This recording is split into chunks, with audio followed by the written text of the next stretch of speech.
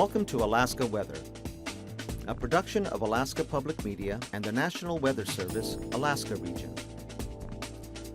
Produced and broadcast daily from the studios of KAKM, Alaska Weather provides complete forecasts, public, marine, and aviation for all of Alaska. Alaska Weather is made possible by the following sponsors.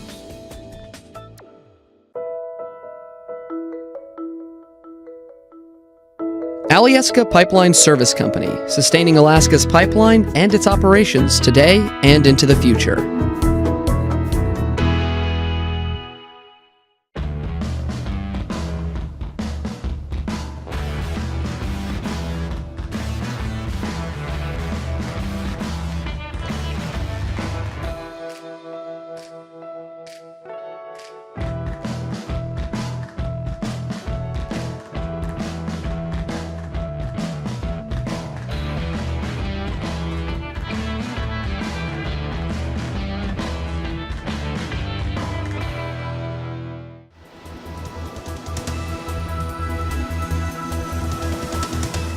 The National Weather Service.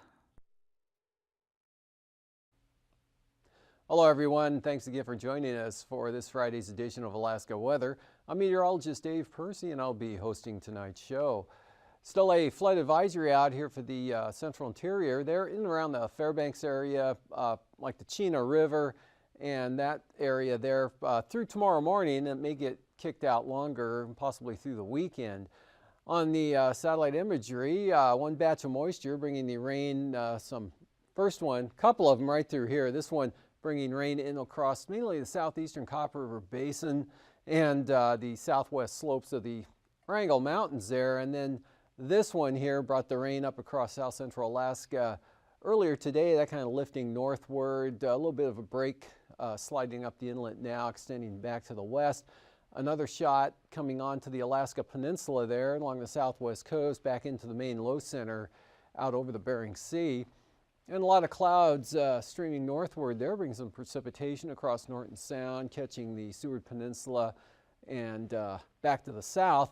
And even a larger mass of moisture here pushing into the far western Aleutians with rain and fog and low IFR out over the Shemya area. Otherwise, you can see some sunshine breaking out here southwest of Fairbanks. There actually quite a ways. Looks like it's on the northwest side of the Denali Park area there. A lot of sunshine across the north slope, the Brooks Range area, right out to the Arctic coast. Pretty clear conditions out there today. And also looked like a few breaks possibly there for the eastern Aleutians.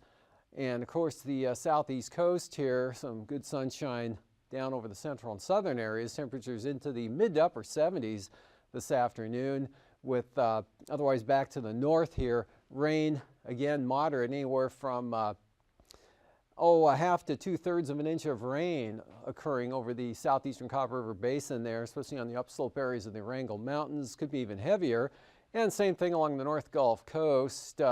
Couple area locations picked up about 2/3 of an inch of rain. Again, that's what fell during today from late last night through the afternoon or into the afternoon. Another system here bringing rain along the southwest coast, the Alaska Peninsula pushing up toward Kodiak Island. Some areas of light rain or showers here with a lot of clouds over the southwest interior and moisture in that southeast flow bringing light rain, fog, and drizzle there to the Seward Peninsula, right from the Bering Strait down in towards St. Lawrence Island. A little bit of a break here behind that system. And then warm front here, most of the moisture kind of cutting off into this area here with the another batch farther to the west. And we'll see for tonight, that first one breaks off, kind of a trough right through here. So rain from the eastern Aleutians southward, some of that up along the Kenai Peninsula, and then even another area there with that low center north of the Pribilof Island. So periods of rain and fog from the Yukon Delta coast right down into the Pribilofs, and more rain and fog there with that next system out over the western Aleutians, keeping it wet out that way. And then just variable clouds here, Copper River Basin, so showers diminishing this evening, letting up just some lingering stuff there along the Alaska Range and over toward the border. Mostly cloudy skies, central interior, decreasing clouds as you head north. So the Brooks Range on out to the Arctic coast staying mostly clear. Those gusty east winds continuing. They had gusts anywhere from 15 to 30 miles an hour, or winds east 15 to 30 miles an hour, a few higher gusts, especially on the east side there. And that'll continue through tonight and probably into tomorrow as well. And mostly clear, fair conditions down over the southern panhandle. Could get some low stuff with some showers there, very light. Port Alexander up towards Sitka and on up to the north. And in this front, some of that rain, as I mentioned, will continue, keeping it wet across the Kenai Peninsula, occasionally wet here for south central Alaska into Prince William Sound. And looking ahead, first day of the weekend tomorrow, not much change here. This front really not making a lot of eastward progress, pushing northward. Could be a few breaks there. Monik, St. Michael, Stebbins down into the central Kuskokwim Valley with just mostly cloudy skies. And then more moisture with this low center coming in onto the coast. It looks pretty wet there from Togiak Bay northward into the Yukon Delta, Bethel, back out to Nunivak Island. And then a break here over the eastern Aleutians and kind of a developing low down here. Fair amount of moisture beginning to stream northward with this frontal boundary. And then looks like on tomorrow night that will stream northward and Sunday push into Prince William Sound. But in the meantime, still high pressure off the coast of the Panhandle, so that's going to keep some low clouds, fog, rain, and drizzle possibilities here again over the eastern areas. And then this front driving eastward will push that rain into the Adak and Anatka area on Saturday tomorrow. And then for tomorrow night, as I mentioned, that moisture comes northward, takes a turn to the more of a northerly direction, could push some pretty moderate amounts of rain into Prince William Sound along the North Gulf Coast, and it'll stream right up into the Copper River Basin for the day on Sunday. And some of that will spill back and keep it wet, cloudy, and maybe some areas of fog over Cook Inlet on up into the Susitna, Matanuska Valley areas. Kind of a cloudy day, showery through this area, Kuskokwim Valley up into the central interior. Another band of more continuous precipitation there from the Noatak Valley areas in the western Brooks Range. Southward there across eastern Norton Sound, this weakening low now over Nunivak Island, a weak trough, clouds and some showers or light rain there. Again, a couple of wet days coming up for the southwest coast. Could see anywhere from a quarter or half an inch of rain in this area over the next couple of days again, both tomorrow and maybe Sunday as well. Lots of clouds, IFR to low IFR over the southern Bering Sea and Aleutians with several troughs coming eastward there into the eastern Aleutians, but a break here as this low pulls eastward. Should become mostly sunny in the afternoon for Kodiak Island, definitely along the Alaska Peninsula, especially for areas like Chignik, the Sand Point there. And then this stuff will be coming in, spreading over the Falls Pass and Cold Bay areas. Should be a mostly sunny day here for the southeast coast, still the lower stuff off the coast with a trough inland. It kind of keeps that westerly component, keeping it cloudy for the most part there along the coast. Better conditions again down to the south, Dixon Entrance up across the Annette, Metlakatla areas, and the eastern part of the, well, over toward the border. Look for partly to mostly sunny skies. Pretty mild temperatures once again. Clouds and showers up over the interior. Some breaks are possible, some breaks there, but not many. Anything would be a bonus. And look for partly and mostly cloudy skies from the north slope, Arctic coast, but staying dry up in that area. Breeziest conditions, I think, will continue on the east side there, but looks like less of a gradient there, so the wind should be lightening up. Pretty light winds here to the Chukchi Sea, St. Lawrence Island area. A little breezy along the Aleutians, but nothing too serious at all. And for temperatures down across the Panhandle today, 60s to lower 70s. A lot of 70s here over the southern areas. Annette, one of the warmer locations this afternoon, pushed up to 79 degrees. 67 at Heidelberg, 63 in Sitka. Juneau, state capital, pushed up to 70, 62 in Yakutat. Upper 50s to near 60 for the North Gulf Coast, into the lower 60s, in some cases the mid 60s, across the Kenai Peninsula, right up across Anchorage, Palmer, into the valleys, with about the same pattern there over the Copper River Basin. Tok, 70 degrees, 70 also at Fairbanks, and up to the north a little ways, there's Bettles with 67, 63 Fort Yukon. and upper 50s to lower 60s here with good sunshine today across the Brooks Range and the North Slope. Even the Arctic coast with those easterly winds keeping it chilly there right along the coastline, but still into the mid 40s, warmer on the west side. And Kelly, 67 degrees today. Same thing here at Buckland, I believe, 66 Kotzebue. And Shishmaref at 64, 48 there at Savunga, 59 Juneau. I'm sorry, 59 at Nome, with AKwx at 64. Same thing at McGrath, and mostly in the mid-60s here down to the southwest, but AKwx had 57. And for the Perlos, lower to mid-50s this afternoon, and mid-50s for the Aleutians, and upper 50s for the Alaska Peninsula, rising into the mid-60s to near 70 at King Salmon. And for the lows tonight, 50s here over the southwest part of the state, and upper 40s, lower 50s for the Bering Sea and the Aleutians. Look for lows in the upper 30s for the central and eastern Arctic coast, otherwise in the 40s, 50s all the way down to the North Gulf Coast, 50s also for the Panhandle. And highs tomorrow again back into the 70s here over the southern southeast coast, but mid to upper 60s even to the north. A lot of 70s again showing up through the central interior, possibly all the way up into the Noatak Valley once again. And even the North Slope looks like it'll warm up into the 65 to 72 degree range there. Of course, cooler along the coast. Easterly flow, though, pushing it in the 60s on the west side. And 50s to lower 60s, Bristol Bay, Alaska Peninsula areas. And upper 50s to lower, maybe mid 60s here over the southwest. And then for flying weather tomorrow morning, lots of IFR, Gulf of Alaska, up across Prince William Sound, back across Kodiak Island, along the Alaska Range. But VFR over most of the Panhandle with the lower stuff right along the coast, VFR in the northeast, IFR here over the northern Bering Sea, St. Lawrence Island area, and way out to the west. And for tomorrow afternoon, an area kind of slips up to the northeast here, so we've got IFR from Cape Newenham, maybe Togiak, northward across the deltas. And again, IFR on the eastern slopes of the western Alaska Range and the southern slopes here of the mountains, but VFR into the Tanana Valley, all the way up to probably the Arctic coast, marginal VFR for Prince William Sound, VFR for all of the southeast coast except right along the coastline. And for Anaktuvik, VFR tomorrow, same forecast for Adigan. Lake Clark and Merrill, marginal with the IFR here on both eastern entrances. And for Rainy, same pattern there, marginal IFR on the east side.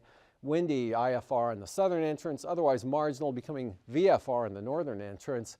And that works for Isabella's 2, VFR here on the north, IFR on the south. Mentasta, marginal with VFR north side, and Tanita looking pretty marginal. And for Portage, IFR. Chilcoot White, though, VFR conditions. For the freezing levels, about 12,000 feet here. So where the sun does break out, temperatures will easily warm into the 70s there. 10,000 feet up over the southeast interior, and really not much difference as you head west and north. Cold pool, upper level low here, 6,000 feet there just southeast of the Pribilofs, and then warming back up out over the Aleutians. And for icing, band coming northward here, northern Cook Inlet in the valleys from Denali Park down along the North Gulf Coast areas, and another swath here from Iliamna Lake, western Alaska Range down across Kodiak, and above about 6,000 feet, cooler air aloft there for the southwest coast of the light to maybe some mixed rime icing, or mixed icing, mixed and rime, that sort of thing. 12,000 feet or up, so you got to get pretty high there for the central Aleutians to get into that stuff. And for the upper level winds, upper low there near Nunivak Island, main jet to the south here, takes a turn to the north, north-northwest, right across Kodiak, up over the western interior, becomes quite weak up in this area, basically ridging here. Very weak trough there, really not doing much. So looking pretty good here over the central interior on out to the Arctic coast once again, as well as the southeast panhandle. And for 9,000 feet, southwest turns southerly, only 15 or 10 to 15 knots over the interior, lighter up across the Brooks Range. Still some pretty good winds here, mostly just clipping the eastern Arctic coast and then on off to the northwest.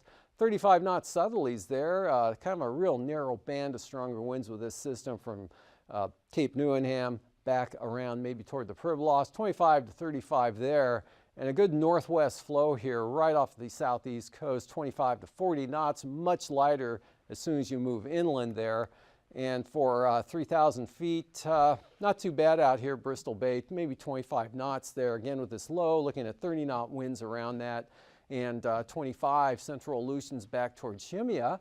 Over the interior, southerlies on the light side, 5 to 15 knots, all the way up to the Arctic, and then those good northwest winds along and off the coast there, 30 to 35 knots. For the North Gulf Coast, just 10.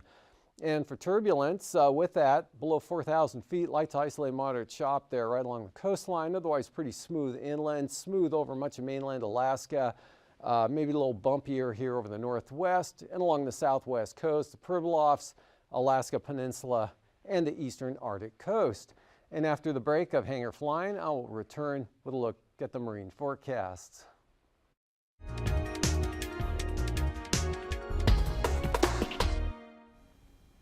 Good evening, everybody. I'm Mary O'Connor with the Alaskan Aviation Safety Foundation and the National Institute for Occupational Safety and Health.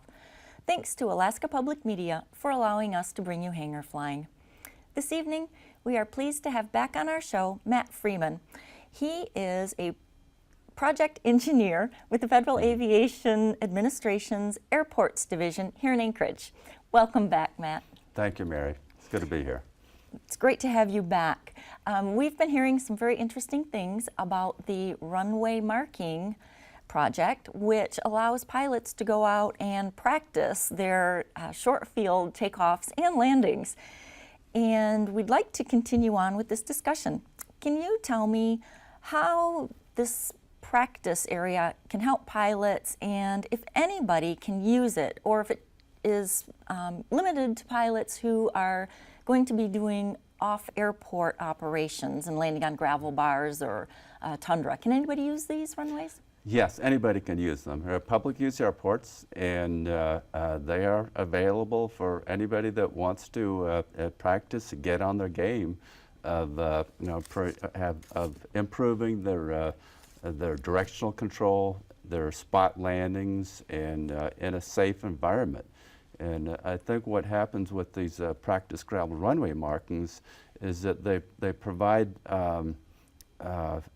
really instantaneous feedback that you don't necessarily get with, say, a standard 75-foot wide runway.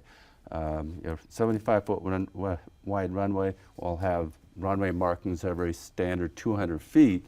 Well, the runway markings are also put outboard of the 75 feet by 10 feet left and right. So now you have this wide, 95-foot wide runway that really doesn't give you the instantaneous clues these practice gravel runway markings have. And that also doesn't mimic realistic landing area for somebody that is landing on a gravel bar or a short hunting strip. Absolutely. I mean, that's the whole idea, is to give instantaneous feedback. Can you keep your tires, your wheels between the 25-foot wide marks without hitting the gravel or the marks and scattering that paint over the rest of the surface? So the runways are marked in the summer. Is this the time of year that they're most heavily used, is near hunting season when pilots are getting ready to go out and do some short strip work? Well, we sure hope so. Is that that's when the pilots are getting out and doing some fairly high expectations to land on these short, narrow runways, and we're not keeping track of who's using them. They're out there to be used, but what we do know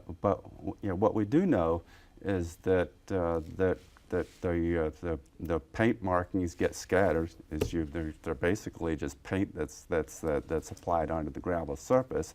So when an airplane tire touches down on that area, the gravel gets scattered, and the markings tend to decay. So the places that typically the runways that are heavily used, those markings don't last a whole long time. Okay, well that's good to know, so we should get out and use them soon. Yes, right. So Matt, you're a pilot. Have you used these? I have used them, and Mike's. I was kind of I helped actually paint one of the several of the gravel runways, and I got in the airplane and you know, took off and came back and landed, and I was a little bit surprised that I was not as close to my game as I thought, and I think it's just a matter of when I was landing on these wide runways, I didn't have those visual clues to see, am I on runway centerline, am I touching down exactly on runway threshold and within, you know, the 25-foot markings. So I just want to repeat and emphasize that there's nobody out there watching for pilots that maybe aren't on their game as much as they think they are. That's kind of the state of Alaska, Mark Goose Bay, and we kind of that was my preference as one of the airports to head out to, because I know there's not too many people watching. But that's also an airport where a lot of pilots go, because it's so close. A lot of pilots go out there and practice their touch and goes as well. They do, and you know, we did look at some alternatives. For example, Goose Bay, or not Goose Bay, but Birchwood, Merrill Gravel Strip, and also Lake Hood Strip. And we looked at them and decided the saturation, the training, that and possibly just the noise footprint, that we decided to take them, just not choose those airports and go someplace a little bit more user friendly. Probably a great idea. Matt, thanks for being here, and thank you for your work on helping pilots to improve their skills. Thank you. Thank you. Thanks for being there. Ladies and gentlemen, on behalf of the Alaskan Aviation Safety Foundation and Alaska Public Media, thank you for watching Hangar Flying. Until next time, fly safely.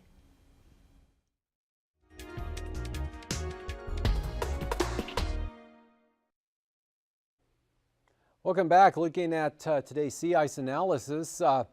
Heavier pack ice here off the coast. Continued winds are going to kind of vary east to northeast across that area for the next several days. So that's going to hold that stuff back off the coast. This off the coast here as well, the heavier ice and brash all the way to the east there. And next week, the winds may become more northerly, which could push that in toward the coast again during the week next week.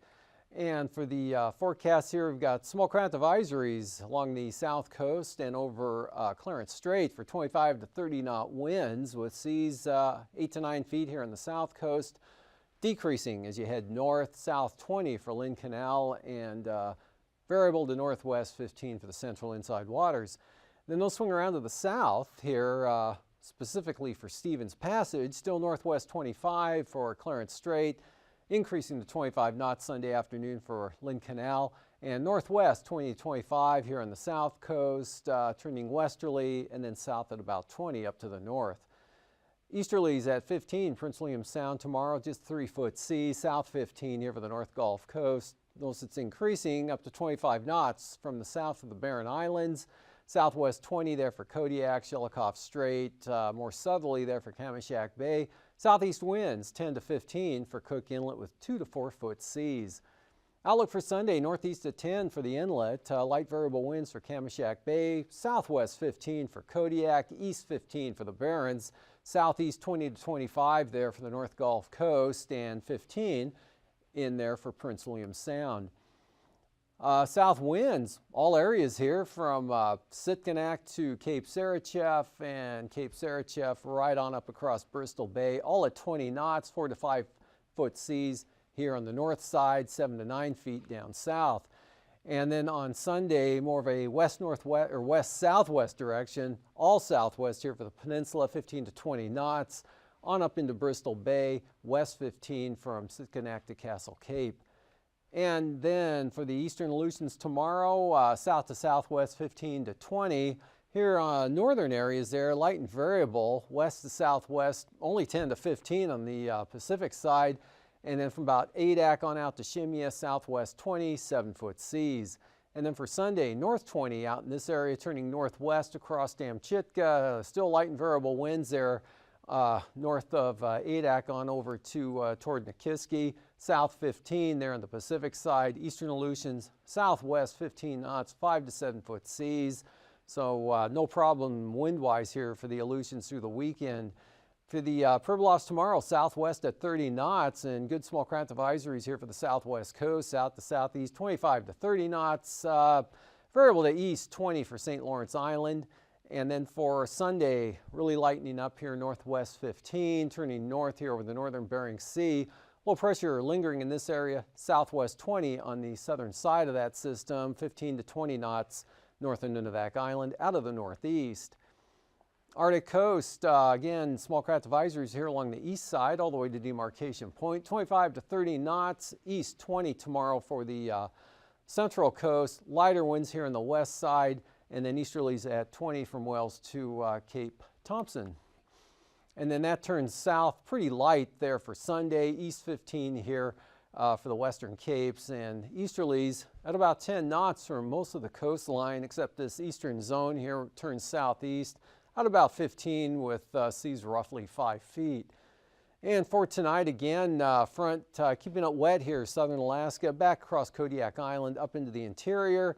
More wetness out there for the Pribilofs, and then this area of moisture here will be pushing eastward, kind of a developing wave right there. So the front pushes eastward and kind of stalls, keeping it wet over south central Alaska back to the northwest tomorrow. This area of moisture will slip northward tomorrow night, and Sunday looks very wet. Rain possibly heavy at times for Prince William Sound. Not so heavy here for Cook Inlet. Could get a little heavier over toward the mountains. More rain here in the west. Dry for the North Slope and Arctic coast. Partly to mostly sunny for the southeast coast with the lower stuff hanging right along the coastline. And that's a look at the weather for this Friday evening. Thanks for joining us, and we'll see you again tomorrow. These forecasts are to be used for planning purposes only. Call 1-800-WX-BRIEF for a formal pre-flight briefing. Always file a flight plan before you go flying. The U.S. Coast Guard Auxiliary urges you to leave a float plan with a friend or the harbor master before you go boating. Alaska Weather is made possible by the following sponsors.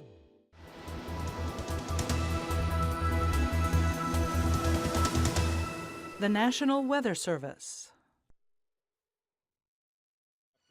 Find a living in fisheries.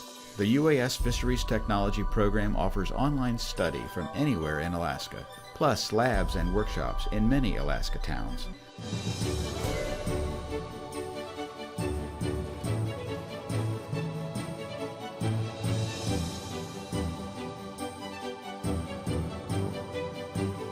Is most likely a chum. Find your living without leaving where you are. Fisheries Technology from UAS.